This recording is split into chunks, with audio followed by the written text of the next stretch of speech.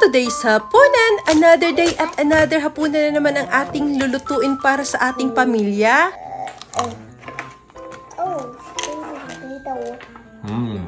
Dahil namimiss ko nga ang lechon, ito na at magluluto na ako ng lechon pork belly at sasamahan pa natin ito ng laing. Bago pala ako magluluto, kukuha muna tayo ng tanglad sa ating garahe.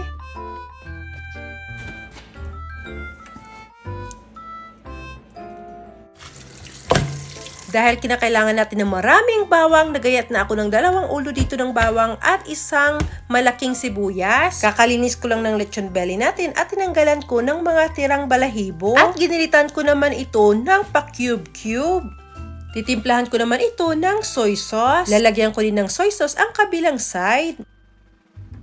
Maglalagay din tayo dito ng suka at apple cider vinegar pala itong nilagay ko. Titimplahan din natin ito ng garlic powder. Kung nakikita nyo, pati mga packets niya nilalagyan ko talaga. Ngayon naman, titimplahan natin ito ng asin at ground pepper. Sinutsot ko ito sa mga bulsa-bulsa ng ating pork belly para manuot talaga ang lasa nito sa lechon. Ops! Hindi pa tayo tapos. Naglagay pala ako dito ng mga bawang na ang mga hiniwa ko kanina. Nilagyan ko din ng bawang ang bulsa-bulsa ng ating karne. At ganoon din ang ginawa ko sa mga hiniwa nating sibuyas. Pinukpok ko pala itong tanglad muna natin at gumamit ako dito ng 5. Hindi ako expert magtali at mang grade 1 lang itong pangtali-tali ko. Pero kung andito si Mr., siya talaga nagtatali nitong ating lechon belly ngayon.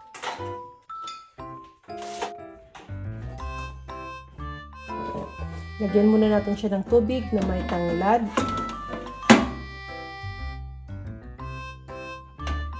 Ay, sana magkasya. Parang hindi. Magkasya ka. Hindi magkasya. So sad. Kaya dito ko lang inilagay sa malaking oven namin. Ayan, i-bake muna natin sa 420 degrees Celsius. May dried gabi ako dito na galing pa sa Pinas. Hinugasan ko muna at pinaghiwalay-hiwalay sa tinalupan. Hinugasan ko nga muna ito dahil ni-dry nila ito sa open space kaya maalikabok ito for sure. Itong anak ko nga ay kagigising lang sa kanyang nap. At sabi niya dito, papalitan ko na daw siya ng diaper niya kasi basa na.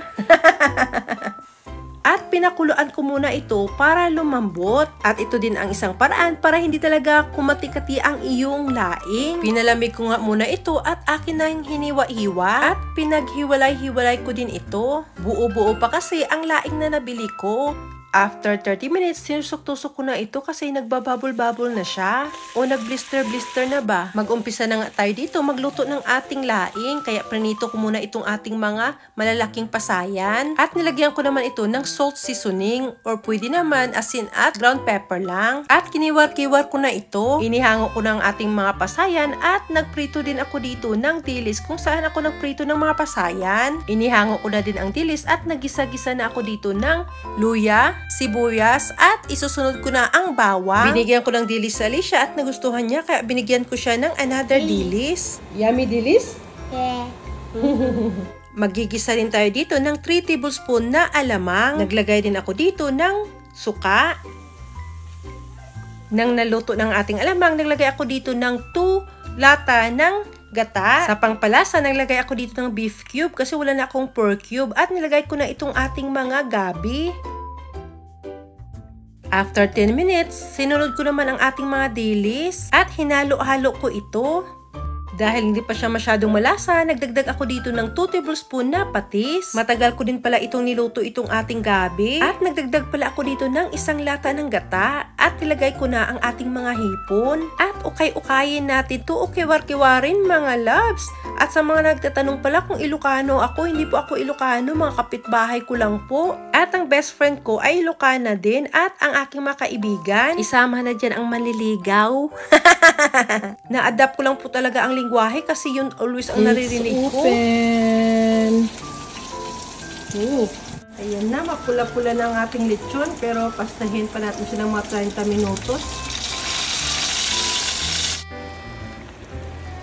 Para may kagat talaga, nagdagdag din ako dito ng maraming sili. At huwag kayong mag-alala dahil mayroon na para kay Alicia. Dahil gutom na ang aking mag-ama, ayan na, mag-prepare na ako ng mga pinggan at ng mga kutsara.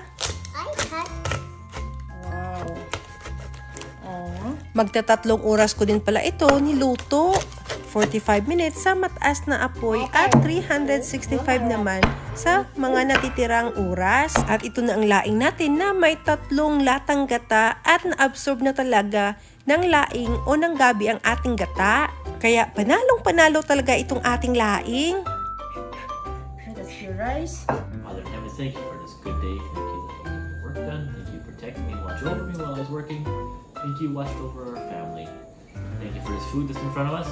May it strengthen and nourish us. In Jesus' name. Amen. Amen. Belly.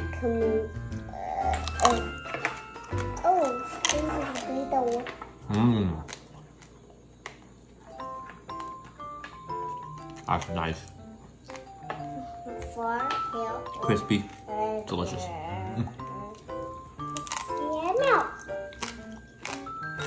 Crispy Dado. Oh, Mama Mia, so good. Lechon.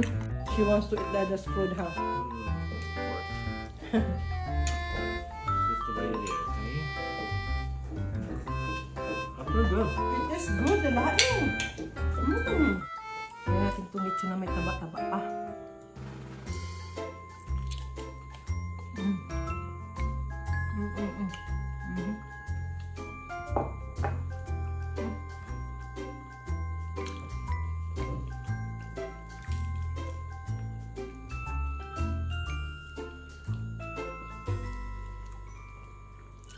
Ito na ang pinaka-the best na laing na ginawa ko, as in.